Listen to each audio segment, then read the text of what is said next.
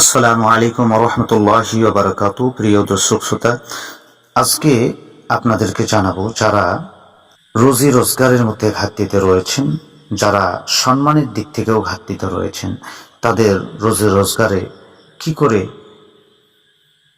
বরকত নিয়ে আসবেন, তাদের রুজি রোজগার কি করে বাড়বে এবং তার সম্মান মর্যাদা কি করে বেড়ে যাবে, একটি ছোট্ট আমল দ্বারা মনোযোগ দিয়ে আল্লাহর উপরে অটুলভাবে বিশ্বাস রেখে আল্লাহ পাকের এই নামটি যদি আপনি সোমবার অথবা শুক্রবার দিন মাগরিবের নামাজের পরে 40 বার এই নামটি পাঠ করতে পারেন, আল্লাহ তাআলা তাকে সম্মানীয় ব্যক্তি করবেন, মর্যাদাশীল করে দেবেন। এবং শুধু তাই নয়, এর সঙ্গে সঙ্গে তিনার রুজি রোজগারের মধ্যে আল্লাহ পাক বরকত দিবেন। সেই নামটি হলো আল মুইজ্জু।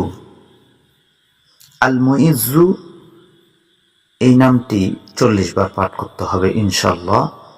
অবশ্যই আপনার রুজি রোজগারের মধ্যে আল্লাহ পাক বরকত দান করবেন। আমিন।